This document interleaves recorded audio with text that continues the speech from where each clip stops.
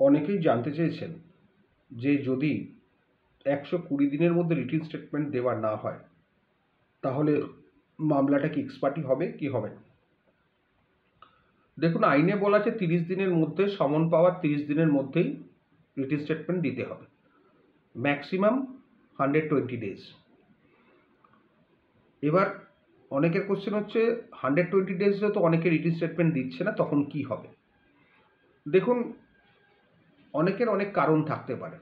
অনেকে দলিল হারিয়ে গেছে, পর্যাপ্ত কাগজ জোগাড় করতে পারেননি, অনেক রকম ডকুমেন্টস আছে যেগুলো খুঁজে পাওয়া যাচ্ছে না, বা পুরনো ডকুমেন্টস আছে যেগুলো ঠিকমতো প্রিজার্ভ করা নেই, বা সার্টিফাইড কপি পাওয়া যাচ্ছে না, দলিল অনেক দিনকার পুরনো, রেজিস্ট্রি অফিস থেকে সার্টিফাইড কপি পাওয়া যাচ্ছে না, বিভিন্ন কারণে ডিলে হতে পারে। আর 120 দিনের পরেও রিটেন স্টেটমেন্ট ফাইল করা যায়। সেক্ষেত্রে আপনাকে একটা অ্যাপ্লিকেশন করে কারণ দর্শাতে হবে যে কেন 120 দিনের বেশি হয়ে যাচ্ছে, কেন 30 দিনের মধ্যে ফাইল করা যায়নি, এবং এটা শোকজ করতে হবে, এবং আপনাকে একটা অ্যাপ্লিকেশন করে অ্যাকসেপ্টেন্স অফ রিটেন স্টেটমেন্ট ওই গ্রাউন্ডে চাইতে হবে। সেটা যদি কোর্ট মনে করে সাফিসিয়েন্ট, তাহলে আপনার রিটেন স্টেটমেন্ট 1 বছরের পরেও অ্যাকসেপ্ট হতে পারে। হ্যাঁ, তাহলে কিন্তু এখানে প্রচুর টাকা কস্ট বিয়ার করতে হবে, তবে অ্যাকসেপ্ট হবে, তবে সেটা সম্পূর্ণ কোর্টের ডিসক্রিশন।